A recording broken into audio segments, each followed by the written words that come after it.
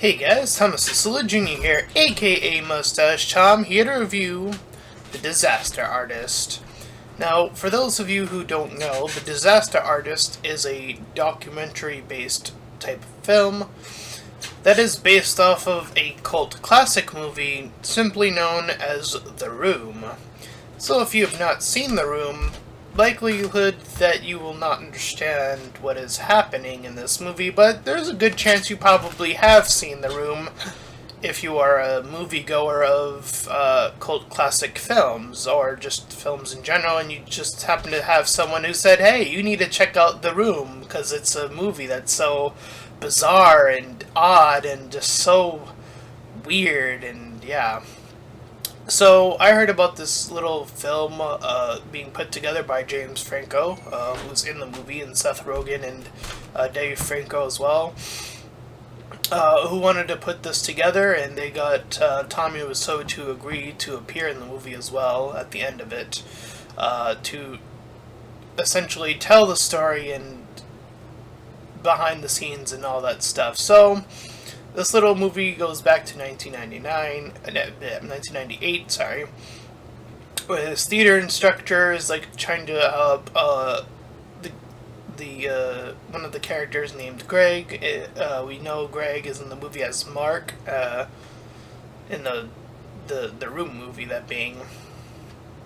So we have Tommy going up on stage, and he does like this over performance, and like people are like, "Whoa, this guy's like a little bit of an oddball."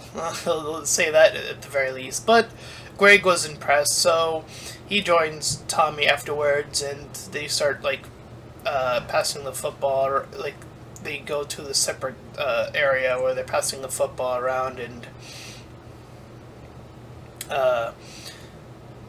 Greg is like, oh, we should go to this place, and Tommy's like, oh, I'll drive you there, and, he has his moments of like, oh, are you sure that's what you said or did, or whatever? So anyways, they go to this diner area where Tommy wants Greg to do this performance, and he does essentially do it in front of all these people. And we can see that Tommy afterwards isn't so great at the football, as he's barely able to catch it and throw it. This, of course, comes into term in the movie The Room, because there's a lot of football tossing, if you're not aware. So anyways, Greg sees Tommy's location, and he decides that Tommy's gonna let him move in and stuff like that. So Greg talks about how he was inspired by the Home Alone movie, which essentially dictates when this movie takes place, and there's mentions of other movies that came out around this time, like the early Star Wars, one of the early Star Wars movies. I'm not sure which one, but one of them. Anyway, interestingly enough, I actually didn't know this. The whole "You're Tearing Me Apart" line actually, and if you know the movie The Room, came from this other movie, and we get to see a little bit of that, where that came from. So, Greg mentions one of the actors he looks up to and how he passed away, so Tommy decides that he's going to take him to the gravesite. While there, slightly afterwards, Tommy wants to have them move to Los Angeles, where all the movie work happens, or a great majority of the movie work happens. And I'll talk a little bit more of that after the review. So Greg's mother is like concerned, and he's like, oh, I'll be fine and stuff. So she's trying to ask Tommy some questions, and he's being himself, essentially, this odd guy that just says stuff. So the mother's like, she says something really important, that you have to know people to get somewhere, or you have to, on top of that, you have to have the talent, you have to live in a certain location, which is an ideology I'm kind of sick of, and the whole Hollywood perspective is like you have to live in certain areas to be a movie actor. it's kind of a shame that that's still the mentality today in 2017.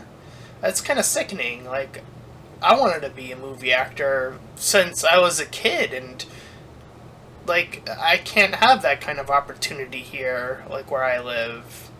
So I kind of end up talking about it anyway a little bit. So, you know, but Tommy is secretly rich, and he was able to throw money around and have things go his way.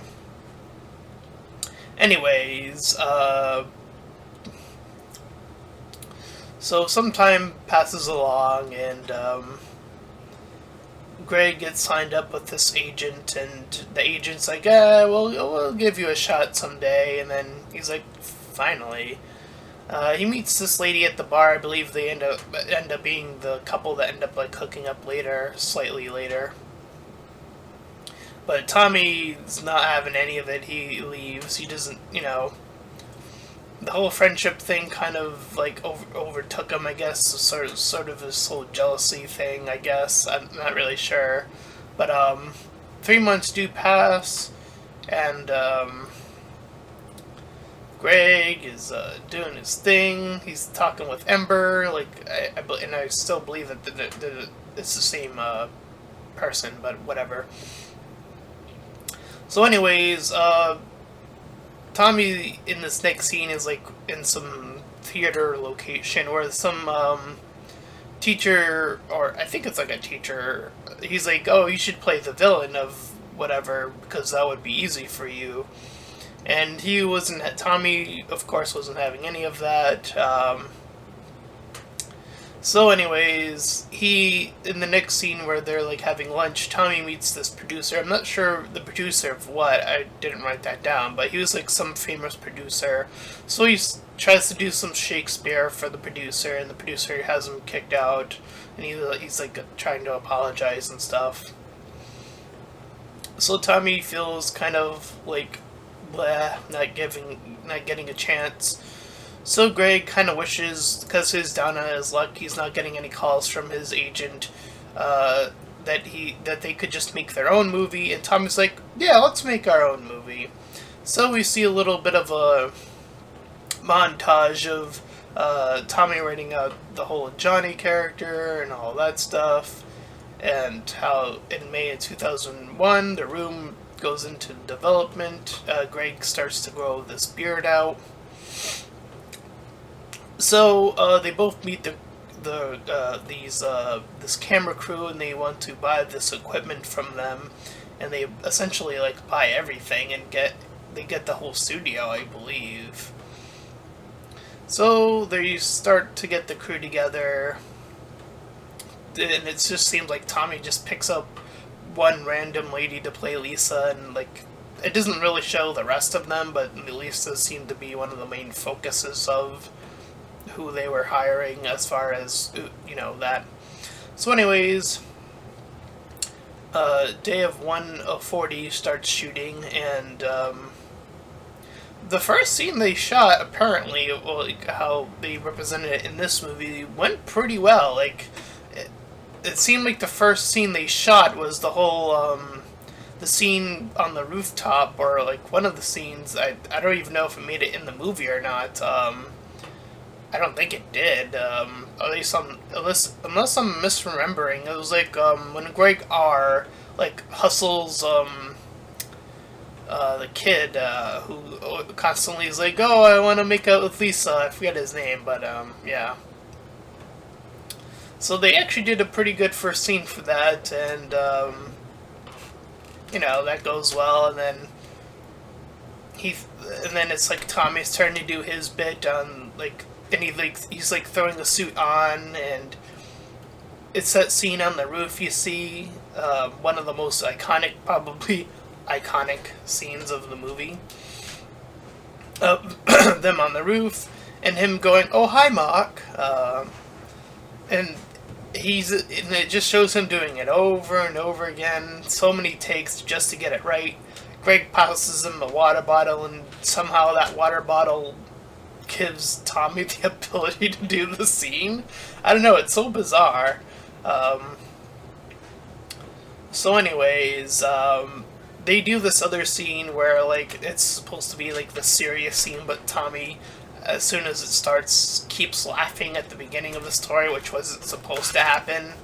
But they keep it in the movie because they're just getting so sick and tired of doing the whole thing over and over again. So Greg talks about now wanting to move out, and this, of course, gets Tommy a little bit upset. And the days are going by, and it's not like 28 days of the 40 days that they were supposed to be shooting this movie. So we have Greg now complaining with Tommy, and the area gets a little bit hostile when Tommy tells the rest of the crew that he was recording everything they were saying, which is something that appears in Backshow The Room, the movie.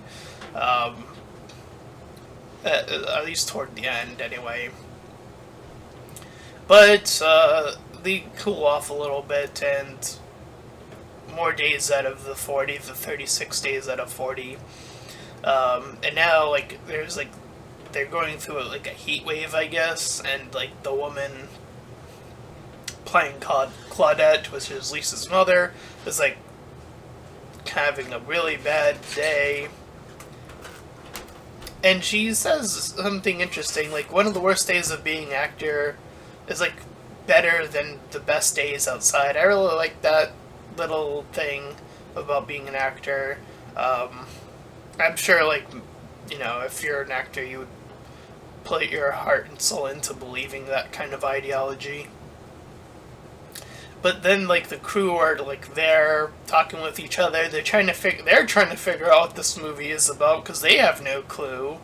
And one of them talks about this theory is that, you know, that the people in the movie are, like, representation of people in real life, and that Lisa represents the universe or something, and how the universe portrays him. So, interestingly enough, Greg and I believe he meets back up with Ember. I don't know if they re-hook up or something, but anyway, they meet with Bryan Cranston, who's a star who was in Malcolm in the Middle, so they had him in the movie. And Greg had this opportunity to shoot this movie, or this series, I should say, where, because he had the beard at the time, so Bryan Cranston essentially invited him, but, so, you know, he was looking forward to that, and then a certain amount of days, it's like, now it's overpassing the days. It was like 52 out of 40, where Tommy, like, forces Greg to shave off the beard just to do this one scene. And then it's like day 58 out of 40. And Greg is, like, now asking Tommy the real questions, and, like, Tommy's, like, avoiding, like, where he's from, where he's really from, or how old is he, and all that stuff. Now, how did he get all that money? You know, things that are, like, still a mystery, even today, I guess. So, you know, that happened during this whole football scene, that they were just tossing the football around. And meanwhile, afterwards, some months pass, and Greg is, like, watching. He's either watching or a part of a play. I forget which one it is. It's like Death of a Salesman. But then he goes outside to see a sign for The Room, the movie that they're premiering now. So Tommy visits Craig, and he's trying to convince Craig to go to the movie. So it premieres on January 27, 2003, and the limo keeps going, and Tommy eventually gets out with Greg, and they meet with the rest of the crew. So he gets out, and they start watching the movie. We see scenes from the movie recreated in this movie by the actual cast. And the crowd starts off very silent, and they're just sort of, like, trying to figure out what's going on. And at some point, the crowd begins their laughter, over laughter as well, and that kind of causes Tommy to leave. He's upset at at how he assumes that everything's going so poorly. Greg joins him to convince Tommy to go back in to see that the crowd is actually really enjoying it, and Tommy just sort of accepts it as a sort of comedy that just miraculously came together through the power of, oddness, I guess. I don't know. And yeah, so the movie was a success, and then we see bits of actual Tommy Wiseau just going about doing stuff, and yeah, it's sort of the end of the movie, and you know they had a dream, and with lots of money and moving to the right location, they were able to obtain said dream, and that I don't know if you could consider that luck, or because there's the whole mystery behind how Tommy came about all this stuff, especially the money. Um, and yeah, how they were able to just do this movie and just able to record it. I mean, it almost seems like something a kid would want to do. Like don't get me wrong, like I've always wanted to be an actor.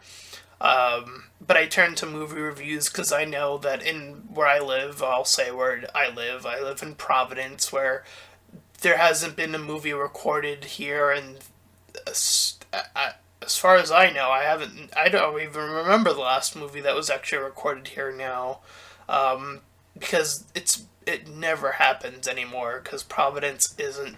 It simply isn't that type of location, and that sickens me. It really does. And it's a bit heartbreaking that because you live somewhere, you can't live out certain types of dreams. I am so sick of that ideology, and it's so poisonous, and so many actors I hear say it, and it feels like there's nothing we can do. And, this movie kind of shines the light on that in a weird sort of way, even though this movie was probably shot in Los Angeles, probably. I wouldn't be surprised. But that's the way of the business. There's just no way to make a movie if you're in a location like Providence. It just doesn't happen anymore. And that's sort of like one of the saddest parts is like, you have this dream and you try to do your best and it just falls flat. I mean, I can speak from experience. Back in 2013 when I tried to publish my book Syndicate X, and it didn't go anywhere. It didn't do anything. My dream was shattered.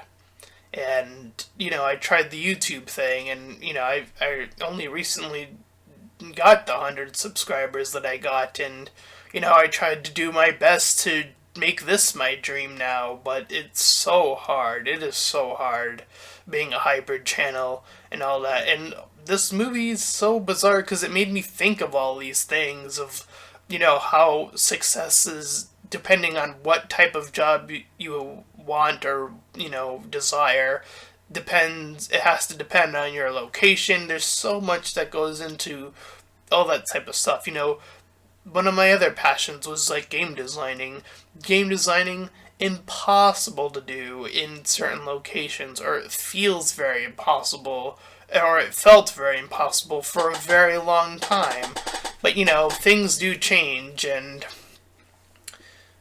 the technology has allowed for certain things to shift, at least in that perspective. There's the whole indie market, which has allowed certain things to happen in that department, but as far as being an actor in a movie is concerned, there has been no such thing of that I've seen in years. It has been years since I've seen a movie take place in Providence, Rhode Island, and a good one at that. I don't think I can name one good movie that's been shot in Providence, Rhode Island. It simply doesn't exist, or at least I don't know about it, and that makes me sad.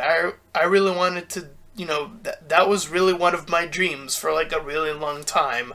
I wanted to break out as an actor. Like, seriously, I'm being very serious. I wanted to be an actor and, have me be a breakout star in Providence, Rhode Island. Something that I haven't heard of yet, at least to my knowledge.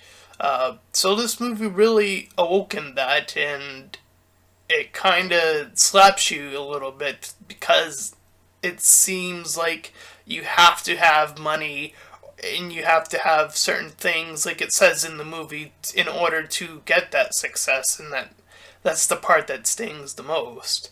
So The Disaster Artist is an interesting biography. More interesting that it, centers around a movie that is so bizarre and just came together somehow. And I really liked it. It was an eye opener for sure. James Franco's performance was pretty spot on. Uh, does a pretty good Tommy Wiseau impression, if you will. Uh, Better than Ryan Reynolds playing Deadpool. Ha ha ha ha. That's my little stinger for Ryan Reynolds. There you go. Because I don't think Ryan Reynolds does a good Deadpool voice. But anyways, that aside, I would give this movie an 8 out of 10. I really enjoyed this film. I think it's really good. So there you go. If you managed to make it through this review, then thank you. Thank you for entertaining this review of The Disaster Artist. A movie about a movie that was so bizarre and weird. So thank you, and if you enjoyed this review, then please feel free to like, comment, and subscribe. Also, check out that link in the description, and it'll lead you to my Patreon. Now more than ever, I desperately need it, so definitely check that out. And until next time, everyone, bye!